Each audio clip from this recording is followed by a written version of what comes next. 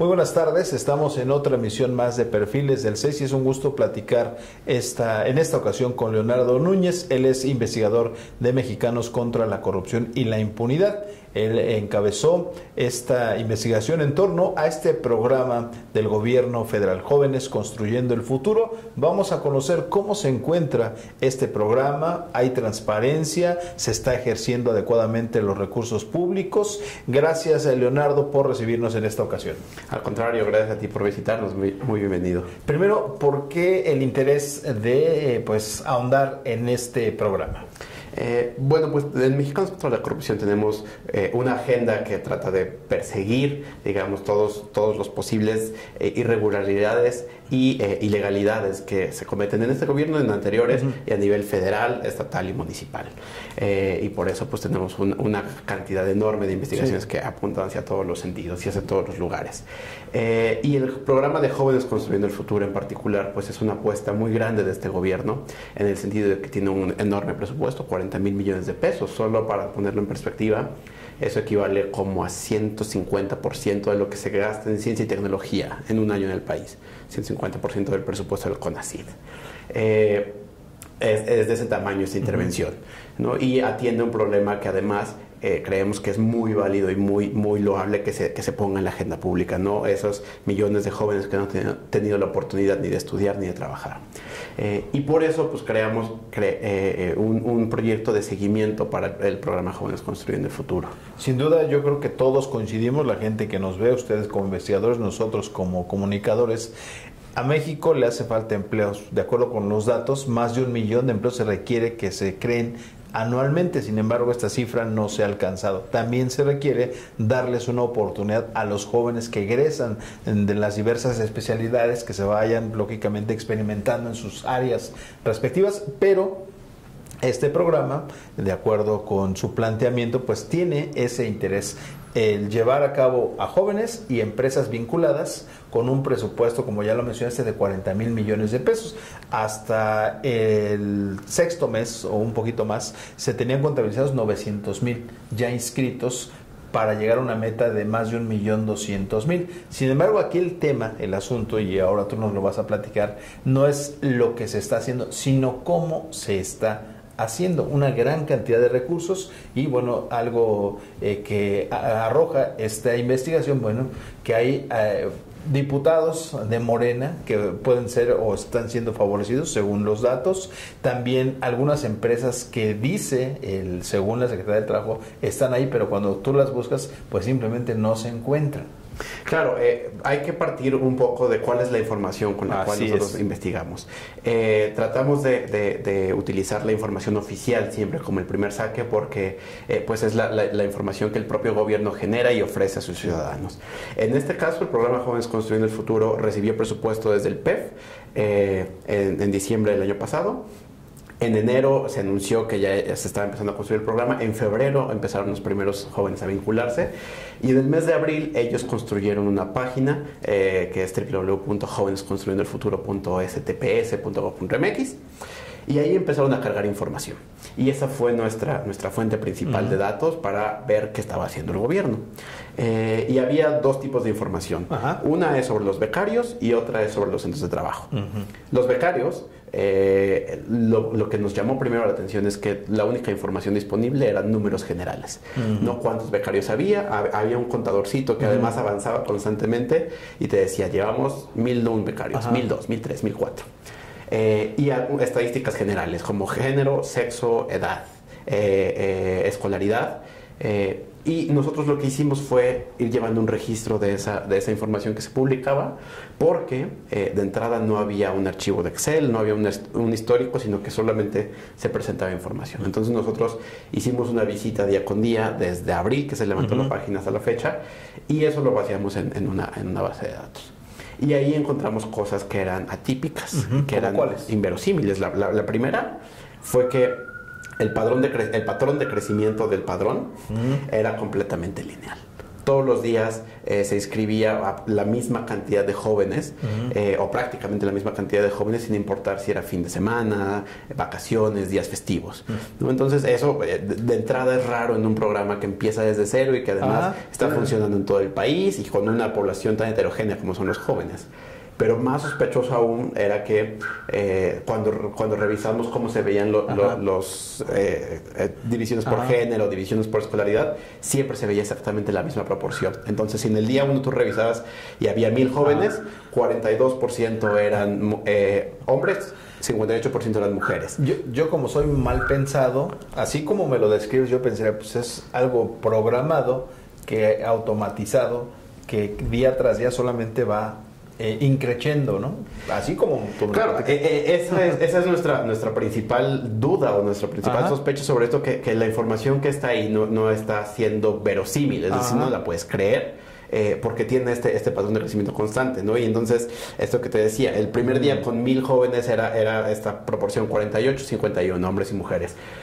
Un mes después, cuando ya ibas en 200,000, resultaba que estaban exactamente igual, ¿no? En porcentaje con punto decimal.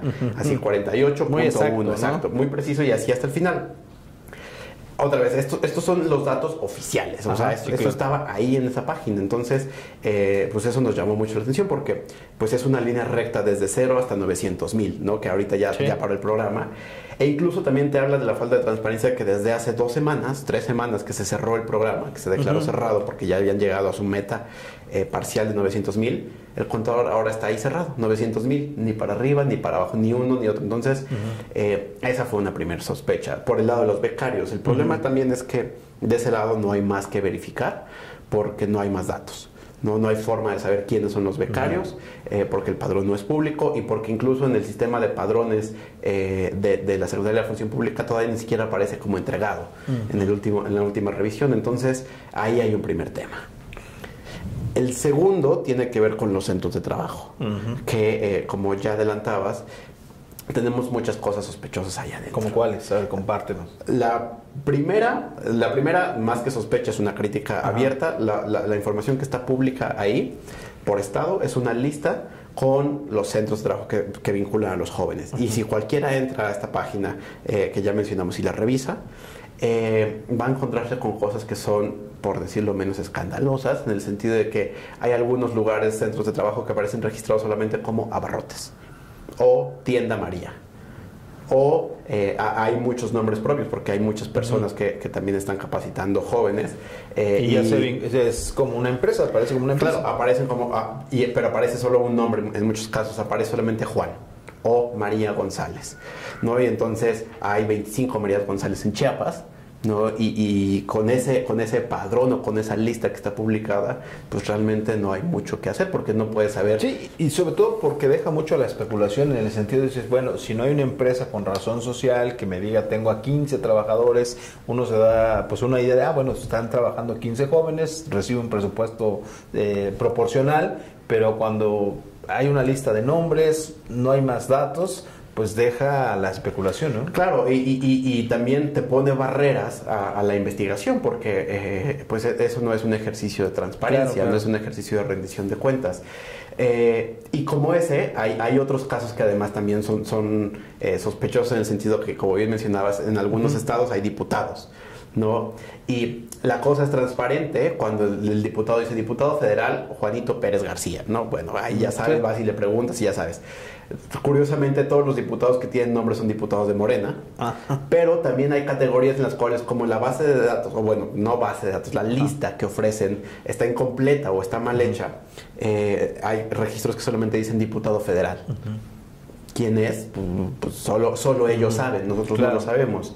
Entonces, la primera crítica o el hallazgo fundamental es ese tipo de padrón o ese tipo de transparencia, pues no sirve realmente de nada, porque lo que estás haciendo es decir, yo ya publiqué cosas, yo ya soy bien transparente, pero casi nadie se mete a revisarlos.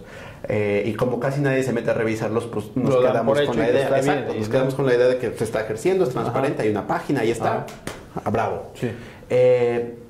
Y cuando nos empezamos a meter, empezamos a encontrar esta serie de registros, ¿no? que son completamente atípicos, incompletos, y que no son propios de un estándar de datos abiertos, porque pues, no tenemos nada más. No hay teléfonos, no hay RFCs, no hay direcciones, no hay nada que te permita identificarlo. Al menos, si hubiera alguna identificación por colonia, bueno, chance. Y si ya me dicen Abarrotes María, pues no tengo que buscar los 25 Abarrotes María que hay en el estado. Busco.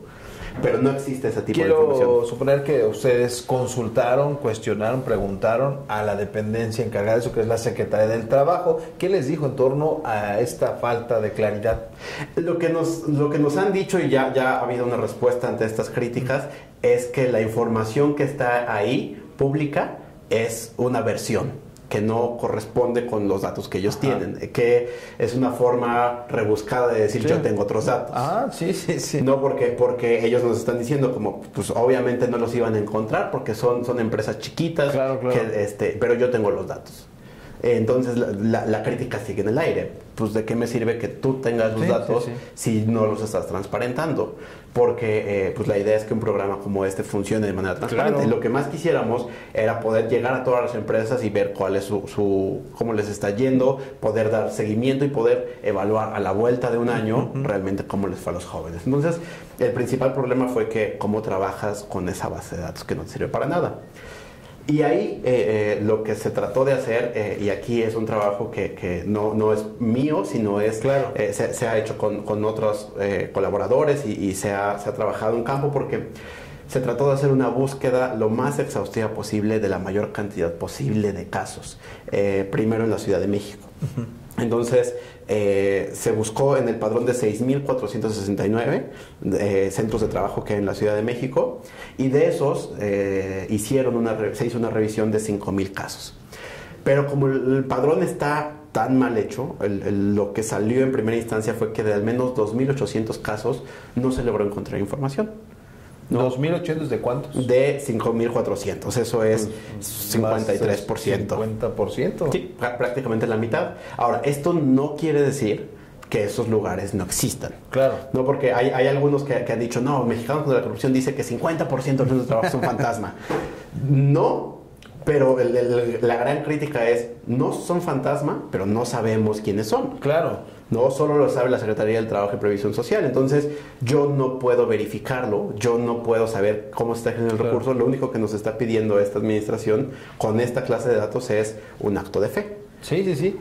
Pero sobre todo porque el cuestionamiento del actual gobierno hacia los anteriores es eso, la falta de transparencia. Hemos visto cómo se han triangulado recursos públicos a empresas donde van, investigan y simplemente no existen las denominadas empresas fantasma, y aunque es en micro, estas pequeñas empresas que están participando, pero es el mismo caso por lo que tú nos compartes. Claro, y la falta de información bloquea muchas posibilidades porque por ejemplo, con la información tal como está presentada, nosotros no podríamos replicar una investigación como la estafa maestra porque no sabemos cuál es el RFC de las empresas, ¿no? Entonces, es muy fácil que la Secretaría te diga, es que este Abarrotes Juan no es este que tú encontraste, sino es este otro Abarrotes Juan que está acá y que sí existe.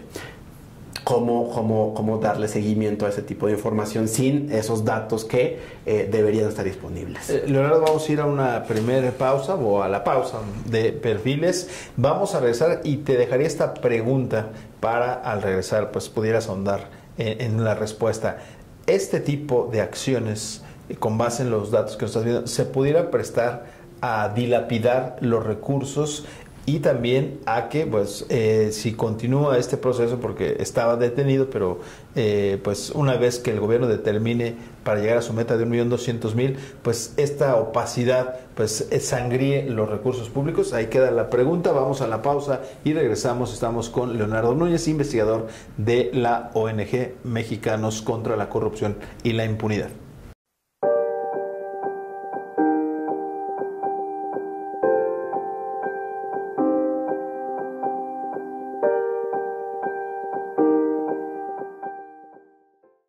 Ya regresamos, estamos en las oficinas de Mexicanos contra la Corrupción y la Impunidad. Estamos platicando con el investigador Leonardo Núñez González, quien encabezó y participó en este programa que se denomina Jóvenes Proyectando el Futuro. Ya nos decías antes de la pausa, pues que han investigado de más de 5,000 empresas que están empadronadas en este programa, pues el 53% no se ha encontrado más datos de ellos y bueno, algunos otros aspectos de esa investigación. Claro, nos quedábamos con la pregunta de los recursos, ¿no? De si eso es dilapidar. Yo creo que ahí sí, en la medida en la cual el ciudadano no puede rastrear de principio a fin el tránsito de los recursos públicos, pues entras a un terreno de la opacidad y donde la suspicacia es tal vez la mejor respuesta, porque no puedes permitir que el gobierno sea una caja negra en la cual tú no sepas qué está pasando. Y el principal problema es que si no se abre esta caja para ver cómo está funcionando el programa y para que opere de la mejor manera, muchas veces el riesgo que puedes provocar es que el dinero que le estás metiendo a este programa realmente no tenga las consecuencias que tú buscas, ¿no? Y entonces, si el programa no está bien diseñado, si el programa no está bien planteado, lo que puedes crear es que el dinero le llega a los jóvenes y los jóvenes cobran durante 12 meses, pero al final de eso no se prepararon, no se capacitaron exactamente, y entonces si no pueden insertarse en el mercado laboral y si eso no cambia sus perspectivas, pues de nada te va a haber servido haber dado el dinero. Lo que tal vez sí te puede servir es para crear lealtades, ¿no? Que ese es uno de los grandes riesgos que además una y otra vez se ha peleado contra eso en este país a lo largo de décadas. Los programas sociales, si están mal diseñados, pueden ser susceptibles de utilizarse de manera política. Pues hablamos del clientelismo electoral, a final de cuentas, ¿no? Claro, que es uno de los males pues más arraigados en nuestro país y que se ha tratado de combatir con políticas públicas bien diseñadas, ¿no? En un primer momento, en el 94, pues hubo una pelea enorme por cómo se iba a diseñar el programa de solidaridad, ¿no? Y cómo pues tenías que transparentar en la medida de lo posible los padrones, hacer claras cuáles eran las reglas con las que estabas jugando, evaluar constantemente para que no se usara con fines clientelares.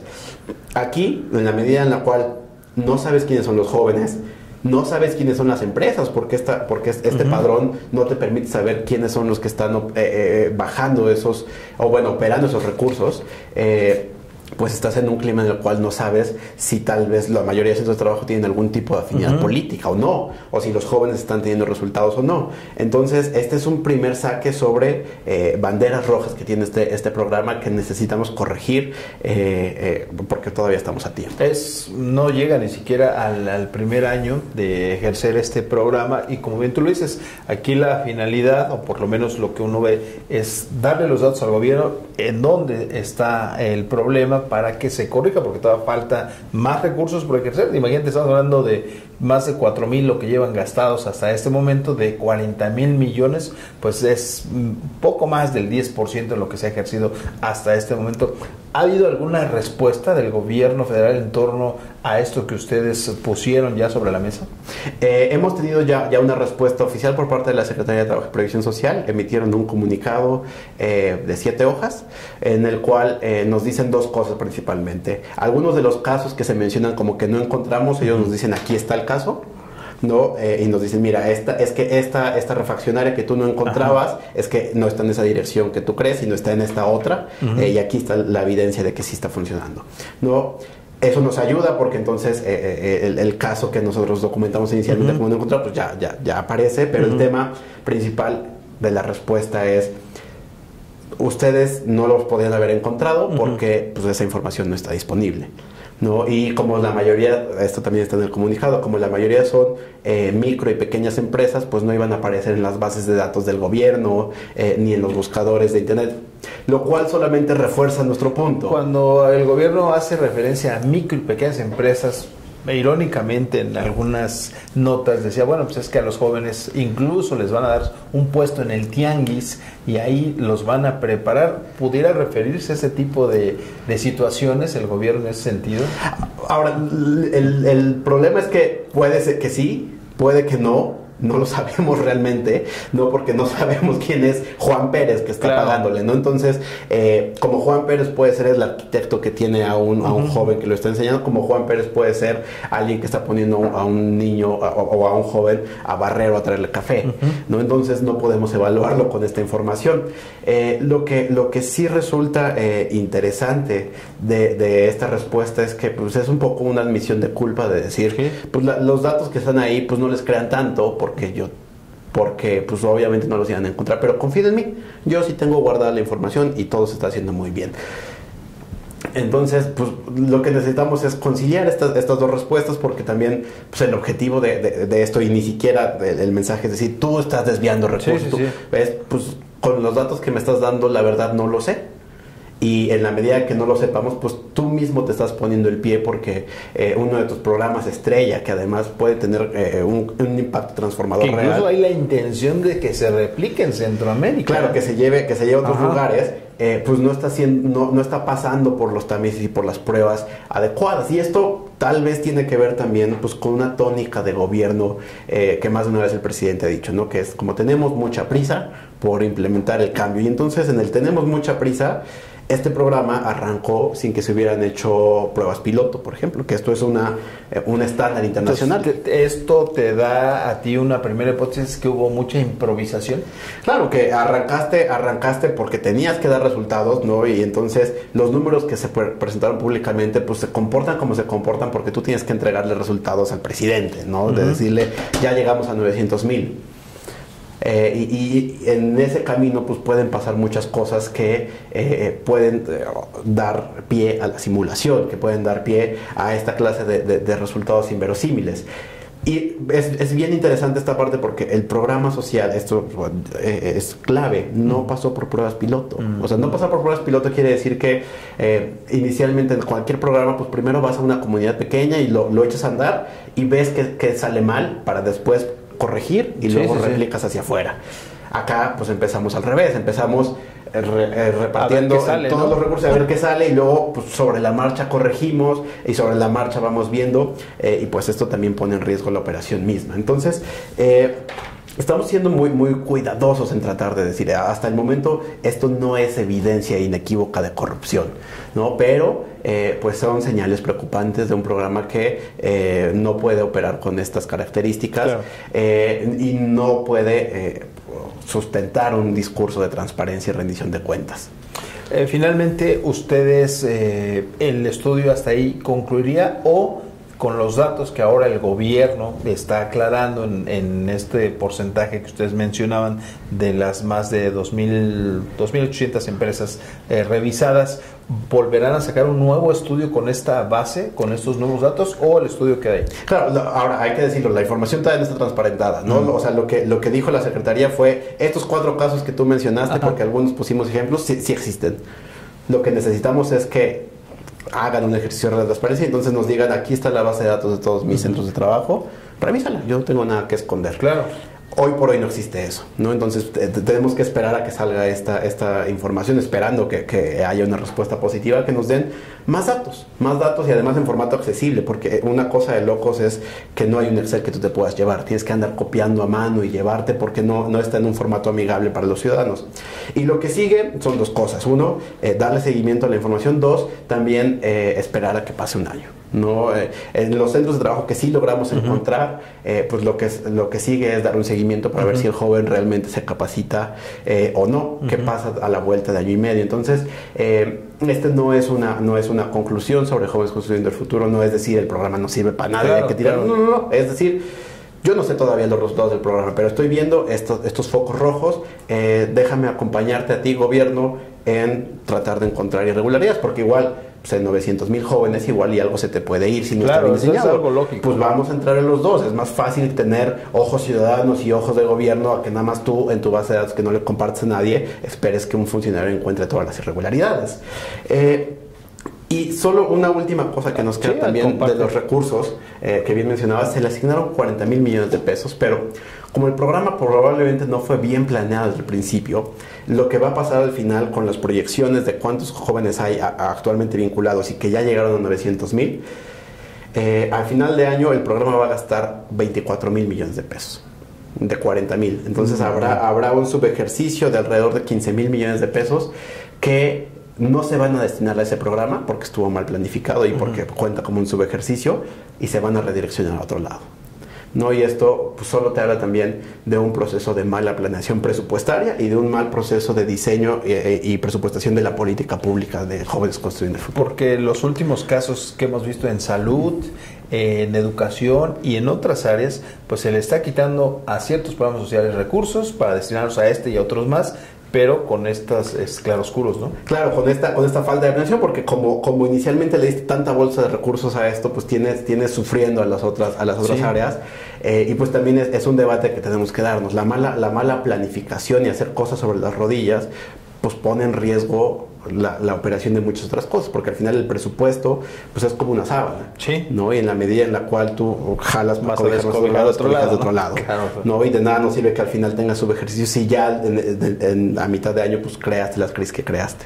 En conclusión, es un programa perfectible, el cual está iniciando, que puede mejorarse, pero sobre todo el gobierno tiene la opción de transparentar lo que está ejerciendo, porque es algo que ha cuestionado, ¿no? Claro. Trabajar en la opacidad pues es el peor de los mundos para todos. Pues agradecerte, Leonardo Núñez, joven integrante de Mexicanos contra la Corrupción y la Impunidad, este tiempo dispuesto para Canal 6, y bueno, estaremos al pendiente del avance precisamente en torno a este programa insignia del gobierno federal. Muchísimas gracias y muy buenas tardes. Muchas gracias a ti. Nosotros nos despedimos, nos vemos en otra emisión más de Perfiles del 6.